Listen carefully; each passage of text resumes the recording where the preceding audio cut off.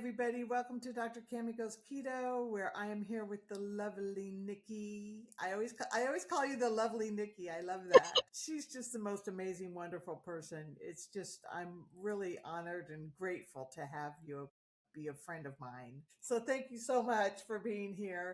And we are starting right now part two of our whys. And why is it that we want to have a healthier lifestyle? And for you, Nikki, is it a ketogenic lifestyle?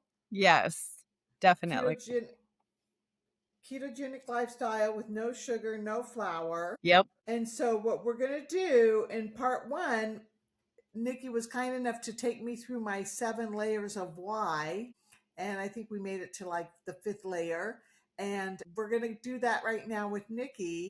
And so it's very important for you to understand the why behind what you're doing because that helps you when times are difficult and times are troubled and that devil is over there whispering in your ear, come and eat this or come or do that, you're able to say, no, this is my why and be strong and have your why be stronger than all of the temptations that are out there trying to pull you away from your goals and your successes.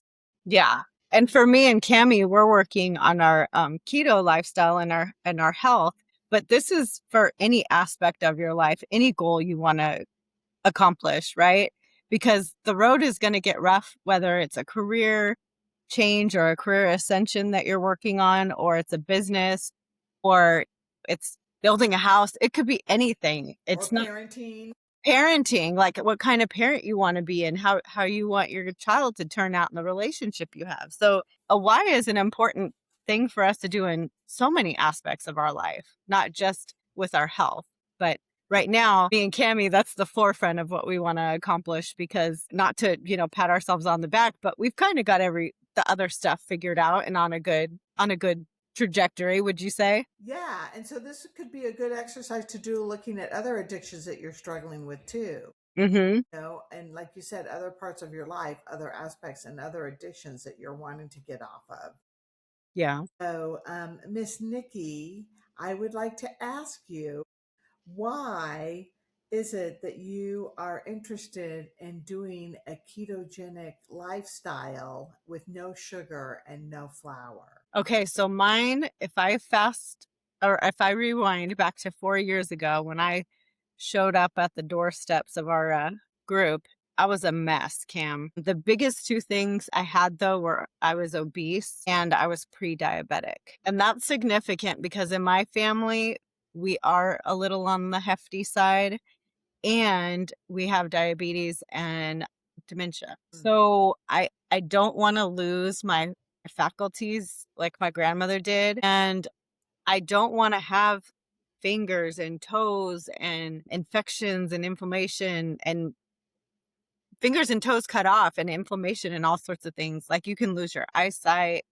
I mean, diabetes is awful. Most people die of heart disease from diabetes, but I mean, regularly people get infections or a cut and it will not heal because your body is so inflamed with the diabetes. It just doesn't have any capacity to do anything else. So initially my why is very strong for the health reasons. Like my body was giving me a strong signal that the party with sugar is over. There is they can't my body can't take it anymore.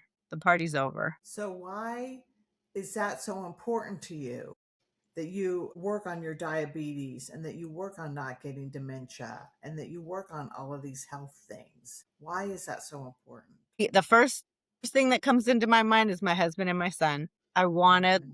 stay in this world for them, to support them, to love them, to be there for them, with my husband for us to retire someday and be able to do adventures, and with my son to be able to witness his growth into a, young man and see what he does with his life. Mm-hmm.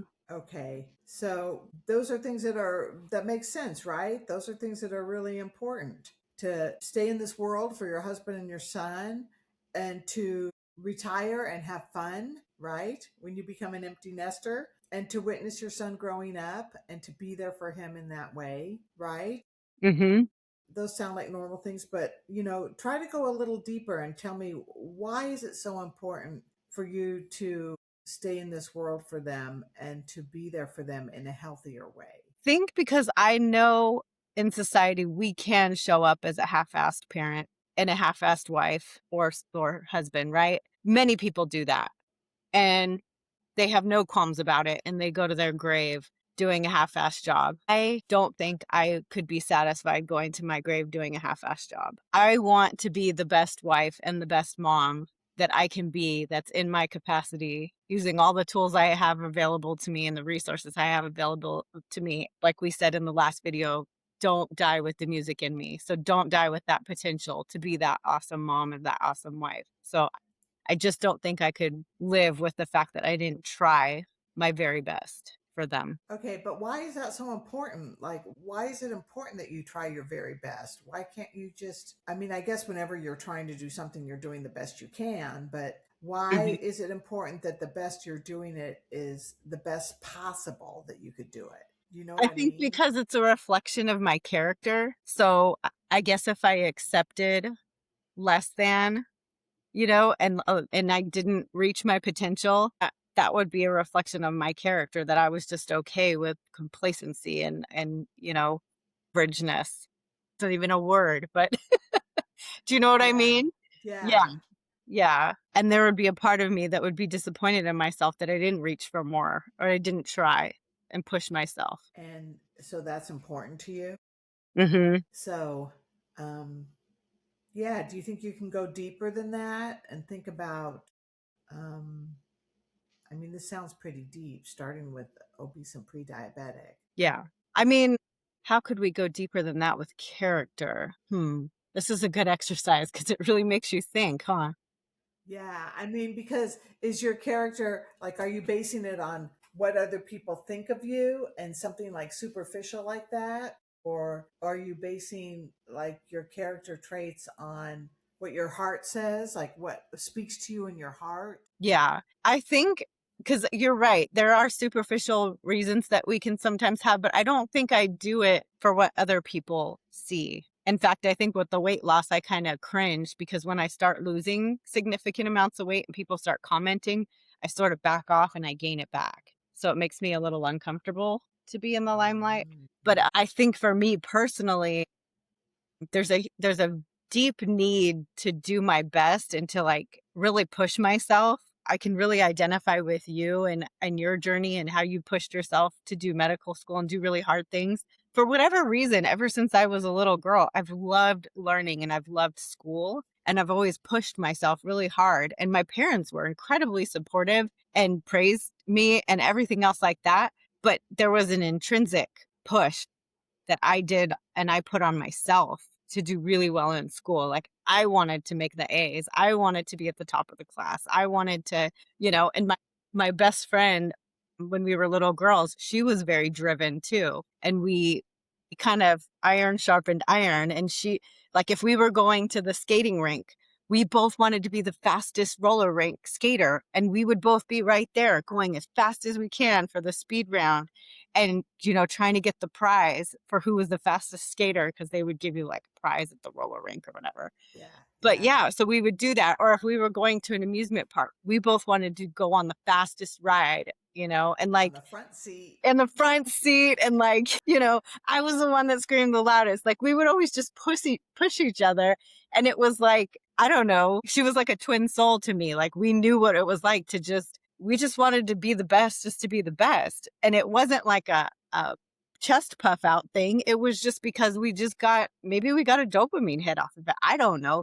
But we had that attitude of like, if I'm going to go there, I am going to go there. Like if how I do anything is how I do everything. Like I'm not just going to half-ass stuff because if I'm going to bother to do it, I want to do it 100% or at least try to get there.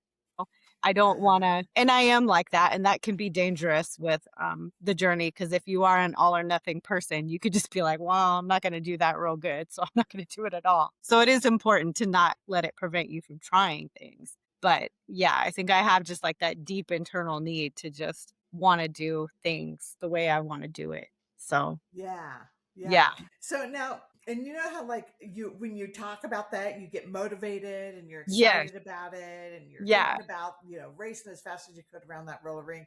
I mean, that's the kind of stuff that when we go to when we're at a party and there's such and such over there available to eat and we go over there and we're thinking about eating it and the devil in us is like, yeah, you just look, there's five there and you're just going to eat one or maybe two or Yeah. something like that.